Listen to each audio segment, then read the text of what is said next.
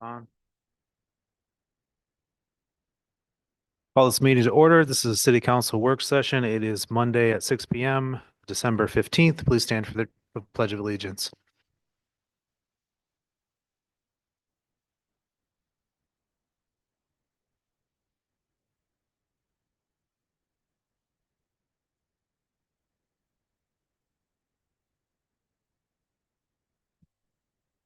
Clerk, please take the roll. Councilmember Murray. Councilmember Middleton. Councilmember Kavanaugh. Present. Councilmember Matavetsky is absent. Councilmember Rathmel. Present. Councilmember Dundon is absent. Council President Pro Tem Hotchkiss. Present. Thank you. Okay. First item on the agenda is RL 25-193. This is an ordinance to amend the 2025 BJC BSTF budget to account for vacation buyback. This is going to be considered in finance with Councilmember Kavanaugh. If Bruce, you want to come down? We got Bruce King, the chair of the finance committee down at the wastewater treatment plant. Good evening. Yes, sir.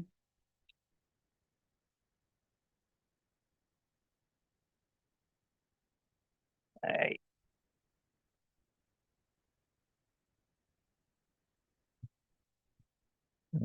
So this looks relatively straightforward. The executive summary, I think, summarizes the situation. We have a little transfer from the buyback line from your hourly work set aside to the salary set aside because we had a resignation. Yeah, it's Pretty straightforward. And that was the amount necessary. Yes. Yeah. Yes, sir. So is this going to cause an issue? I guess the only question would be, is this going to cause an issue with the other side of the buyback? No. Okay. I'm sorry. I have a little trouble hearing you. I can hear you, but it's just I'll get closer. So this transfer is not going to cause an issue with the amount in the hourly buyback line. no. We've got plenty there. There's over 16,000 there. So and last year there was for the previous budget, the 24 budget, there was 12,000 left. So the estimates are high. I mean, there's a potential obviously for them to use it, but not too many of them do. Okay. Buyback. Any other questions? Is there a motion to expedite? It is asked for. I'll motion. I'll second. Okay, got a motion and a second. Any discussion? Seeing none, will the clerk please take the roll? Councilmember Dundon is absent. Councilmember Rathmel. Aye. Councilmember Matavetsky is absent. Councilmember Kavanaugh. Aye. Councilmember Middleton. Aye. Councilmember Murray. Aye. Council President Pro Tem Hotchkiss. Aye. Thank you. There's 5-0. We can move on to RL 25-194. Again, considering finance with Councilmember Kavanaugh. Same presenter. So this one's going to need a little more explanation, I think. So why do we, I mean, I explain why it's a step in the 5-year process, why we need to do this with a 2025 budget and not just do a transfer next year when there's money left in lines or what have you, or. Okay, this is in anticipation. We have, as you know, there's 3 digesters there. 2 of them are going to need some major work in the next couple of years. And we want to start putting money aside out of the fund balance into a reserve towards that goal. So when we start getting the estimates in of the repair or sealing of digester 1 and 2, we don't have to come to the owners and say, oh, we need $1.2 million. You know, we want to start putting money aside for that now. And we take it from the fund balance, put it in a reserve towards that. And then in 26, as the year goes through, if everything is going good in the budget, everything looks good, we'll probably ask to move more over. So that when we get to where it's time to sign a contract, you know, we've got half, 3/4 of the money, whatever it is we need for the first digester. You know, the owners have borrowed a lot of money in the last couple of years. So, you know, we're trying to avoid that at this point.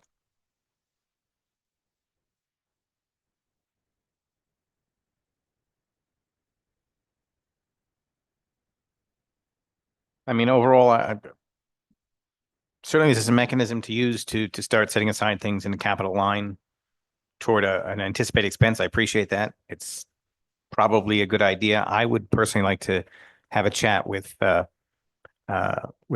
Comptroller Robinson and just see his thoughts on it before we vote on it. Yeah, it's actually, he's the one that told us we should be doing this. He brought up to, okay. All right. All right. I will motion to expedite.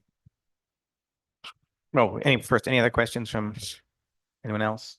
And this has to be done for next year. Well, they're trying to do it out of this year's budget before we Okay. get to next year, right? Mm. So I will motion expedite, but I will also take my name off it if I don't get to have a chat with Chuck tomorrow. Okay. All right? I'll second. Okay, we got a motion and a second. Is there any discussion on the expedition? Seeing none, will the clerk please take the roll? Councilmember Dundon is absent. Councilmember Rathmel? Aye. Councilmember Matavetsky is absent. Councilmember Kavanaugh? Aye. Councilmember Middleton? Aye. Councilmember Murray? Aye. Council President Pro Tem Hotchkiss? Aye. Thank you. That is 5-0. Thank you, guys. And Thank you both very Thank much. you. Thank you my- very much. Appreciate it. I guess my only comment on this is I appreciate that you're developing a 5-year plan and sticking to it and starting executing on different parts Yes, of I it. So believe you all should have that plan. It was delivered to the mayor's office in January, I yeah, believe. I remember seeing Yeah. it. And we're trying to keep within that. Of course, it's a moving target sometimes, as you know. Right, but So- it's good. It's excellent to have a plan to at least get you started, see where you're going. We do too. Don't like working in the dark. Right. Thank you. Thank you, guys. Next, we have RL 25-191. This is a resolution to amend R 25-63 to adjust the agreement authorization amount to $30,000. Presenter is the city engineer, Ron Lake, and this is in finance with Councilmember Kavanaugh.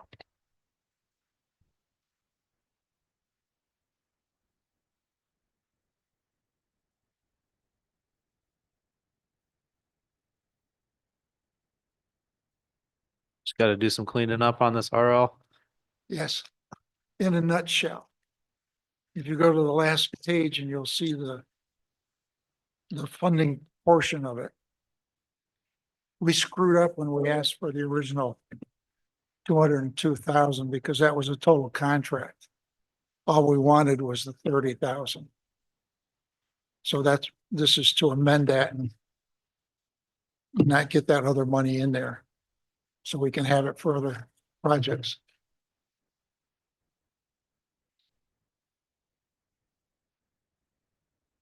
Doesn't really change anything that we, Doesn't change anything. it's Already just that approved. We're taking some money back out. Yeah. That they don't need.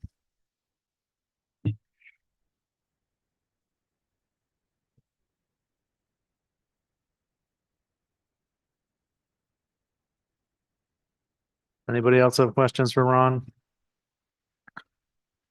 If you just look at the bottom there of that table, you can see that they say supplemental number 6, which was confusing. That's really the total, not because supplemental number 6 is a 30,000 under 9D.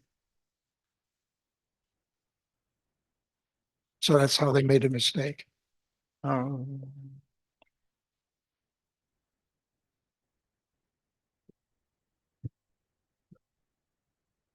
Right. Okay. We're just correcting an error.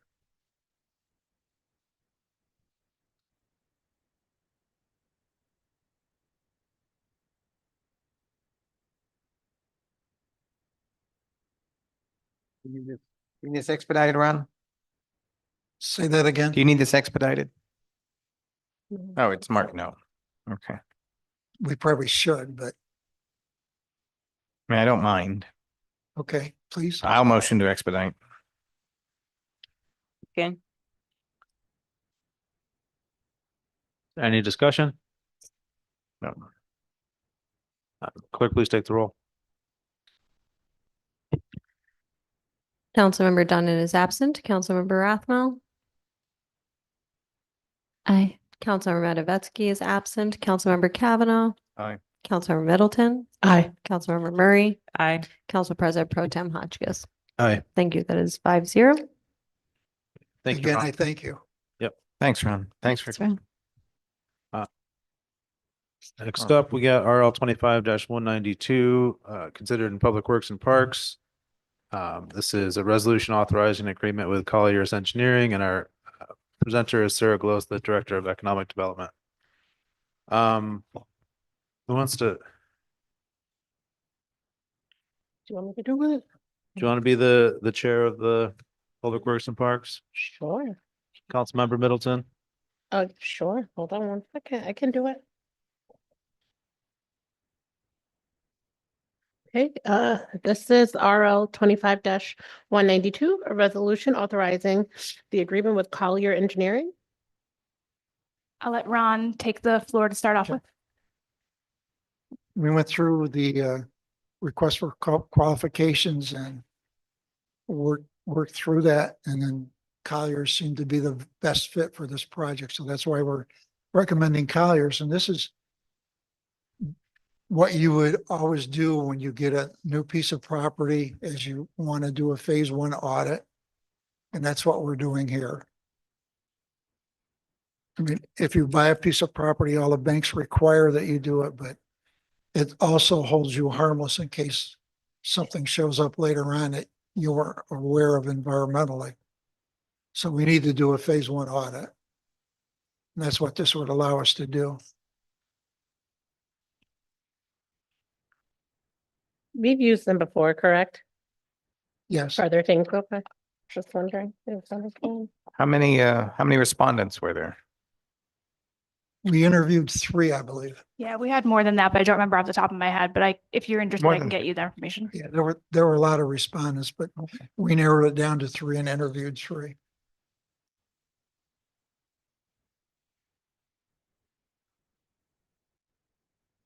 Do you know how long the process is gonna take for all of this to be done?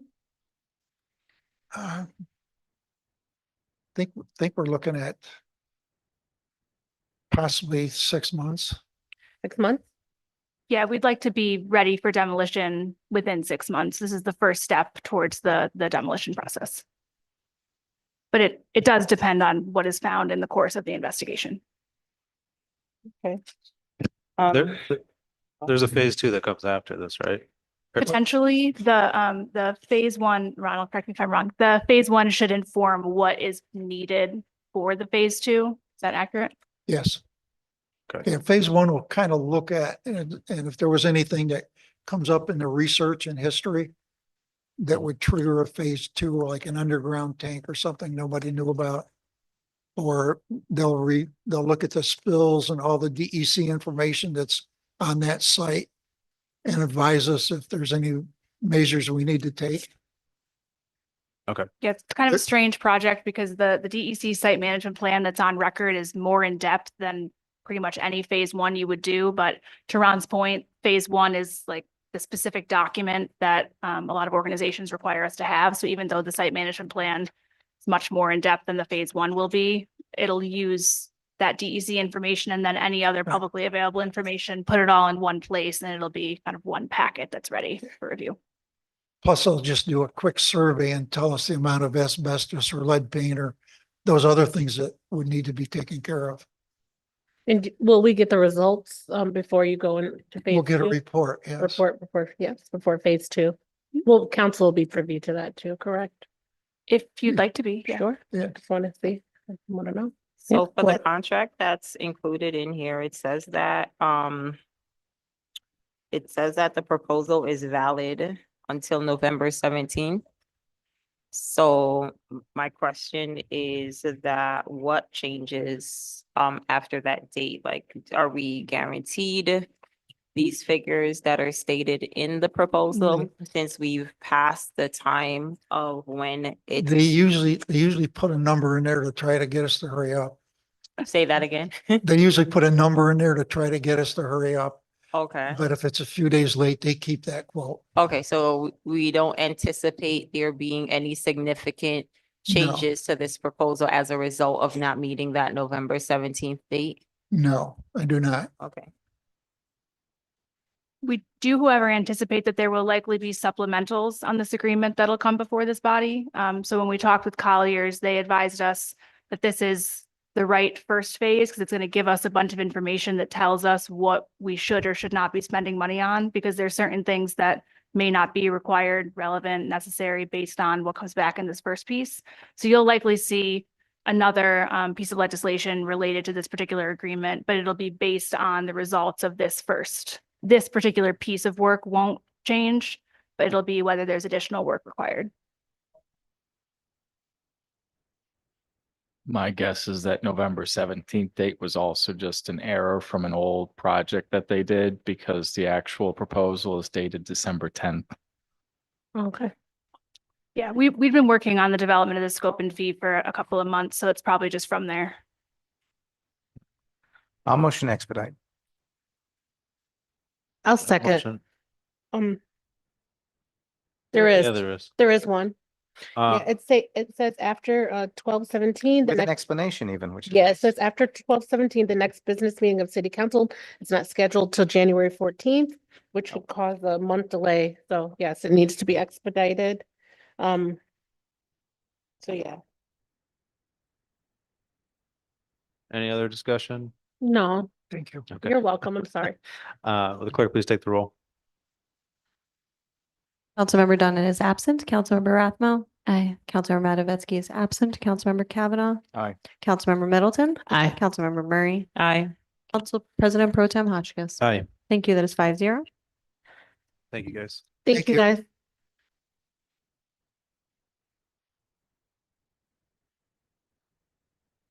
So, next, we have RL 25-190. This is a resolution authorizing a fireworks display on New Year's Eve. This is in Municipal and Public Affairs, the Councilmember Middleton, and our presenter is our Deputy Clerk, Sam Costello. Thank you. While she's coming down, this is RL 25-190, a resolution authorizing fireworks display for New Year's Eve. And Samantha Costello, can you talk about what's going to happen? Hi, folks. Back down here to talk about fireworks permits. So this is RL 25-190, resolution authorizing a fireworks display. This is done every year by Visions FCU/Social on State. They submitted a permit. It needs to go before the council for approval. They have their insurance and all the requisite requirements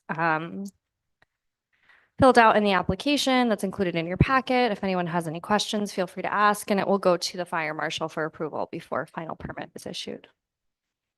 And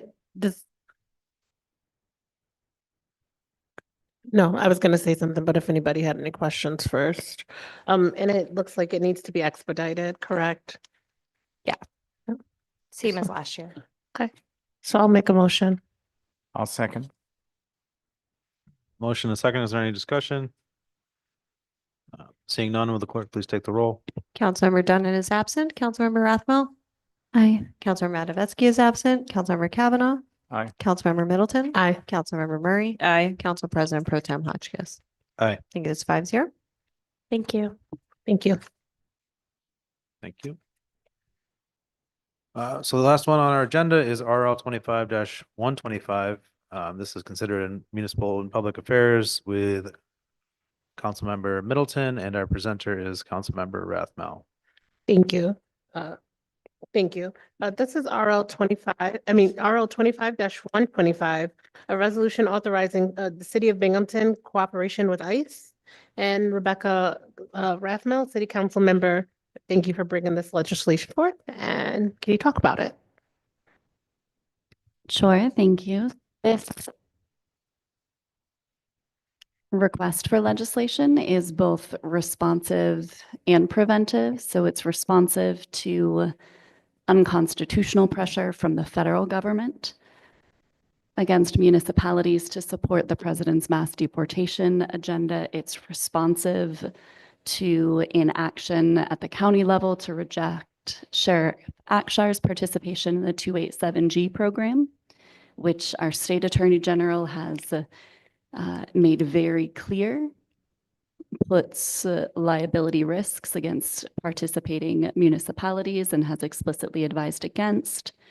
And then it is preventive in 3 ways. It shields taxpayers in the city of Binghamton from bearing the burden, both legally and financially, for either of those actions.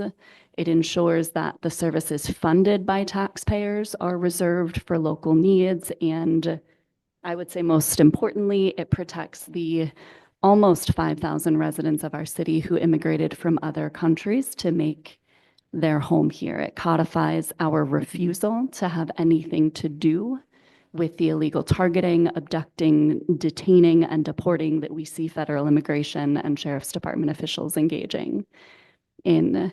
I would say the text itself offers justification. So introductory statements identifying that we are committed to ensuring the safety, dignity, and equal treatment of all residents, regardless of immigration status.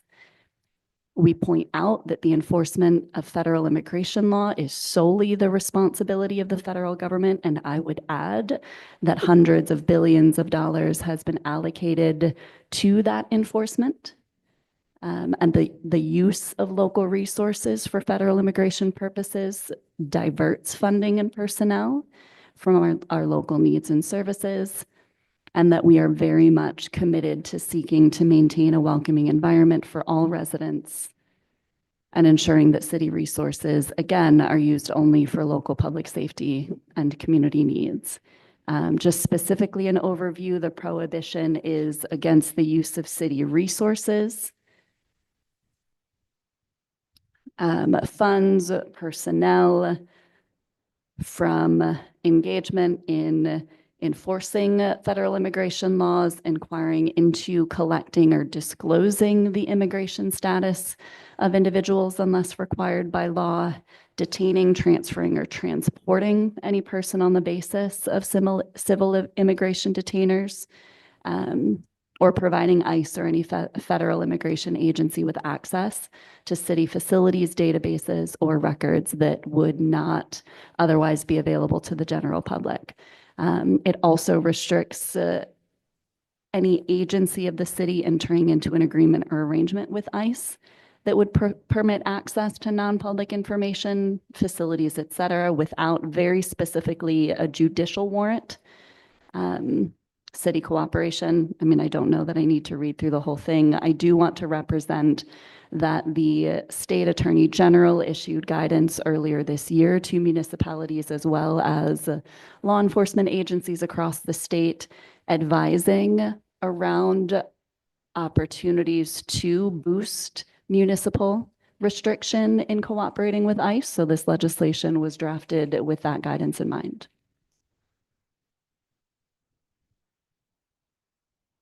I like it. And I support it. That's all I have. Thank you.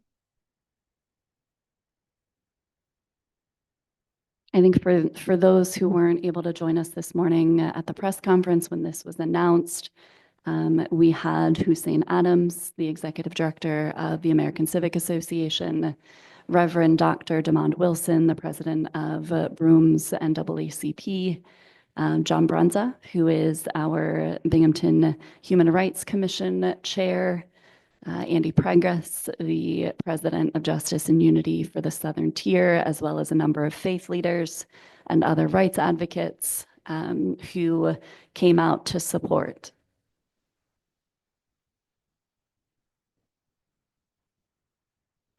Councilwoman Rathmel, thank you so much for taking the lead and introducing this legislation. And this has my full support. So this needs to be expedited. Yes. It is requested for expedition, yes. Are there? Are we? Make a motion. Yeah. Are we done with the? Okay, so I'd like to make a motion to expedite. And I'll second. A motion and a second. Is there any discussion on the expedition? I would normally want more time to do homework on this, but I will endeavor to get my homework done tomorrow But just for that reason, I won't vote for expedition, but I won't be upset if others do. I do want to mention, so this was passed on to Corporation Council for review, and the version that you have in front of you are include some of the edits that were made to ensure that it aligned with legal review. This would be considered the first step in adopting this ordinance. I think our next step would be looking at internal policies that may need to be adjusted in order to align with what would now be law for the city.